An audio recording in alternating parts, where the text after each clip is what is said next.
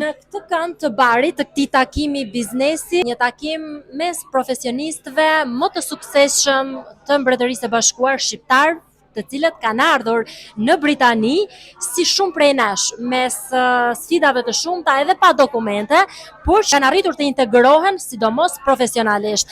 Dhe një personalitet shumë të suksesshëm e kam pikërisht në këtë kënd të bukur të këtij takimi, dhe ajo është Saida. Saida, faleminderit që u bashkove podcastit tim, po e lë Saidën që të prezantohet vetë, sepse ka shumë për të folur rreth backgroundit profesional dhe angazhimeve profesionale, një personalitet shumë i rëndësishëm që mund të ndihmojë shumë komunitetin e shqiptarëve.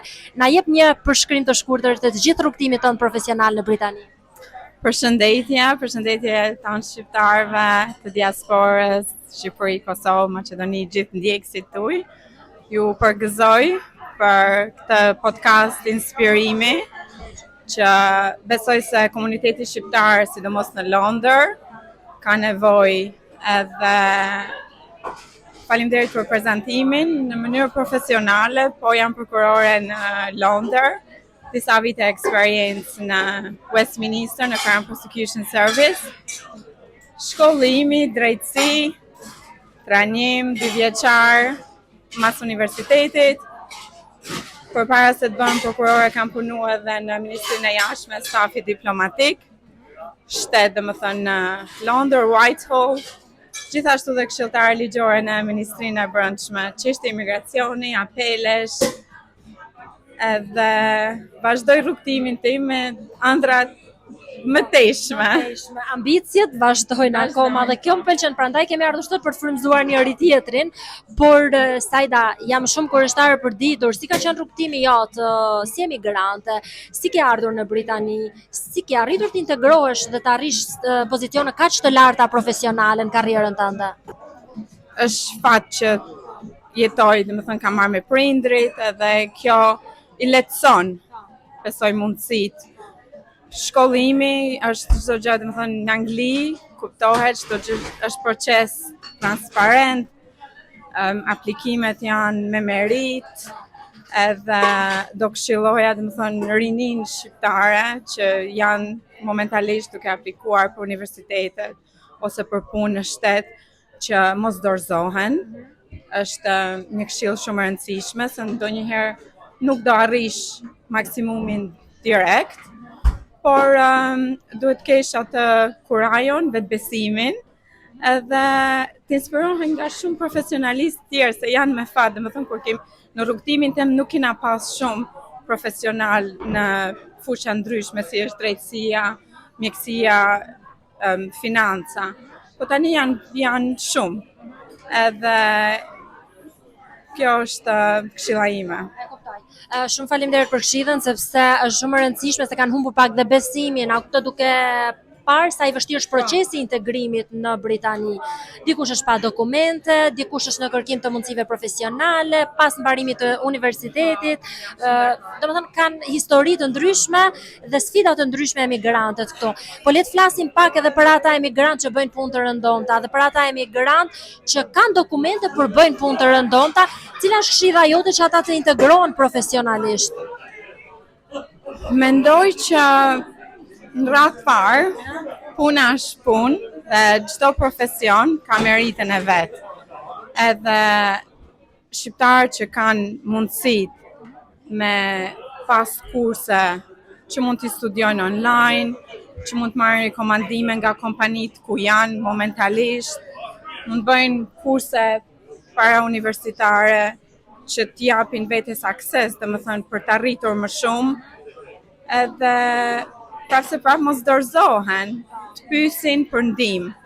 Është edhe diçka tjetër që shqiptarët duhet ta ndihmojnë një tjetrin, edhe për një aplikim, ose për 2, ose për 10, për një rekomandim, për një referencë që mund t'na duhet profesionalisht. Çfarë këshillon, sepse unë kam krijuar një podcast që është një media e pavarur dhe unë po e bëj në kushtet e mia, që ndoshta shumë herë nuk i kam ato kushtet e mjaftueshme teknike profesionale, por që po mundohem që të krijoj një hapësirë për diasporën dhe të ftoj personalitete dhe njerëz si puna juaj, domethënë që janë të integruar profesionalisht dhe që janë zë kompetent për të ndihmuar informuar sadopak komunitetin e shqiptarëve. Por ajo që unë dua të di është çfarë do këshilloje si juristët, po të flasim për ata emigrantë të cilët janë në vështirësi me integrimin e letrave dhe të punës. Atëherë, në radhë parë merrem dhe me çështje emigracioni, edhe ndonjëherë them janë, domethënë edhe vullnetarisht i marrë çështjet edhe pa pagesë, sepse Çfarë njerëzit çështjesh emigracioni mbuloni konkretisht? momentalisht apelet, domethënë janë më të rëndësishme. Normal është edhe administrata tjera, aplikime për viza, bashkim familjar, këto janë çështje që merren private. Por apelet janë të rëndësishme se mund t'i përfaqësoj në qoftë se ato kanë pas refuzime për drejtat njeriu, në qoftë se kanë pas refuzime për të bashkuar me familjarët e vet që nuk i lejojnë të Merresh direkt me çështjet e apelit, me ato që janë të refuzuar. Po, me çështjet e apelit direkt që dalin në tribunë, domethënë në gjykatën e emigracionit. Tani është aprovuar ligji i ri që në qoftë se ke një kriminal rekord, domethënë ke marrë krime që janë të regjistruar në sistemin, atëherë kjo është thjesht varet se sa kohë ato kanë këtu, në qoftë se kanë krijuar familje, në qoftë se janë për një kohë gjatë, edhe apelet janë suksesshme, por gjithmonë është gjyqtari ai që vendos. Fundja fundit edhe ne bëjmë çmosin me i përfaqësuar në mënyrën më të mirë të mundshme. Por si desha me të shpjegu, ligji është gjithmonë zona gri, edhe më vjen shumë keq për shqiptarët momentalisht që marrin nga media një propagandë negative në tanan. Edhe uroj domethënë që të kemi edhe media që tregojnë që shqiptarët në Londër dhe në Angli janë edhe të integruar, janë edhe profesional, nuk janë vetëm ato që gazetat janë duke e përdorur dhe mediat të Britanisë janë duke e përdorur. A mendon që është e tepruar e egzageruar stereotipizmi i shqiptarëve si kriminal? Është për momentin, domethënë e përgëzoj dhe ambasadorin tonë dhe të ambasadorin kosovar që kanë shkruar një artikull që është e publikuar të Guardian si një letër për t'i dalë zot shqiptarëve, edhe jam plotësisht dakord. Mendoj që kjo është tash mu bë para disa kohësh, por shqyr që u realizua. Për momentin mendoj është thjesht një Anglia po kalon një krizë, mund ta themi, në një krizë ekonomike, krizë në politikë, edhe mendoj që për të mbuluar ato problemet e vërteta që janë duke ndodhur me dy anë të politikës, se nuk më lejohet domethënë që se duhet të jem neutrale gjithsesi në mendimet e mia, edhe përdoren shqiptarët dhe çështja e emigracionit si për të mbuluar probleme tjera që ekzistojnë. Kjo është e padrejtë dhe duke qenë se dhe komuniteti jon duhet të ketë përfaqësues. A kemi mjaftueshëm përfaqësues juridik, edhe politik, edhe institucional që mund të mbrojnë të drejtat e emigrantëve? Profesionalistë që janë në Londër, besoj se e bëjnë shumë mirë. Unë një nga këto dhe shumë kolegët e mi tjerë që përfaqësojnë veten e tyre në mënyrën më të mirë për të ndryshuar opinionet që mund të kenë mediat ose populli anglez për shqiptarët. Por desha të shpjegoj edhe diçka tjetër. Disa numra dhe shifra që lexohen nuk janë faktikisht korrekte.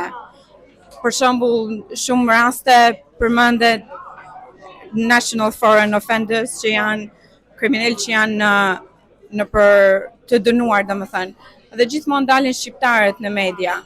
Statistikat nuk janë nuk janë të theksuar dhe nuk janë të drejta, sepse ne nuk ka shumë shqiptarë në Londër edhe është për proporcionaliteti. Ka shumë nacionalitete tjera që janë të dënuar, por besoj se i dalin zot ministrat, i dalin zot përfaqësues të komunitetit tyne nuk i lejojnë.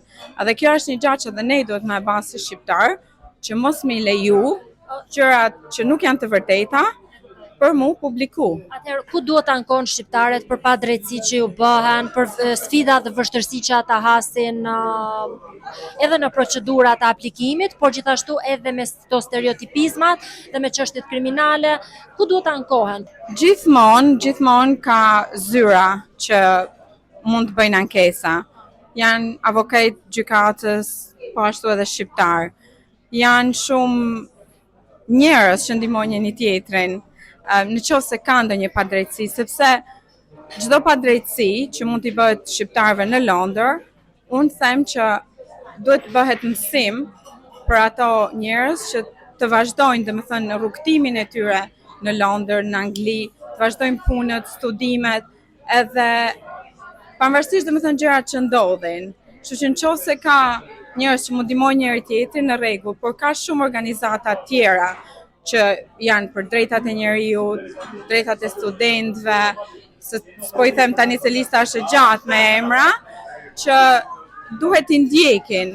Edhe nuk është se janë me pagesë, domethënë ka këshilltar që quhen pro bono, që japin këshilla pa pagesa për të ndihmuar njerëzit që janë në këto probleme që hasin. Shumë e rëndësishme kjo, sepse shqiptarët mund të mos i dinë këto hapësira ku mund të shprehin zërin e tyre.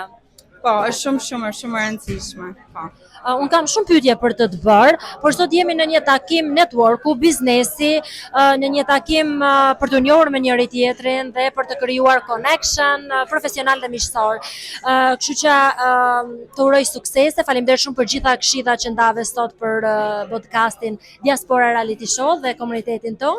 Një gëzuar një herë dhe suksese. Ishte një privilegj vërtet edhe